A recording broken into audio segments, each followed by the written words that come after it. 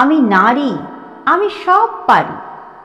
দাঁড়াও দাঁড়াও, এ কথা ফেলো না বলে এত তাড়াতাড়ি। সব মানে কি শুনি?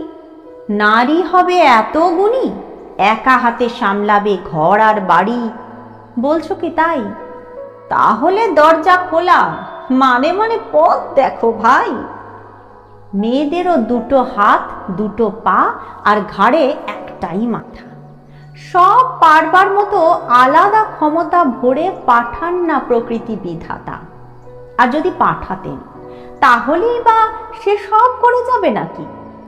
নারী নয় যারা, তাদের জীবন তবে শূন্যে, আরামের ফাঁকি।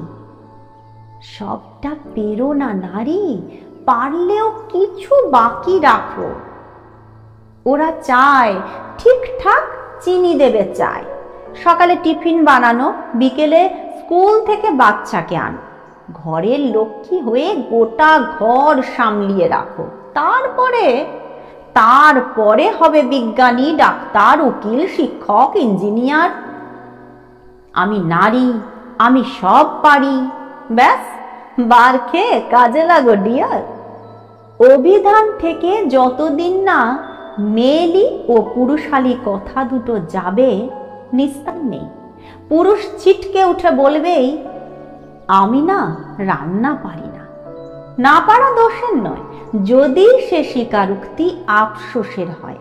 যদি তারপরেও আরেকটু শোনে সাথী হতে চাওয়া নারী, তবে রাতের বাসনগুলো মেজে দিতে পারি। দাঁড়ি যদি পড়ে যায় রান্না পারি নার পরে, তাহলে পরিস্থিতি ভারী নড়বড়ে।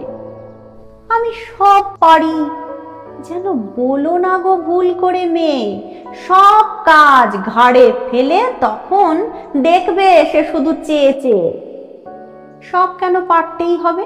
ঘর কন্যার কাজ কেন জ্ঞাতব্য হবে সব কন্যারই?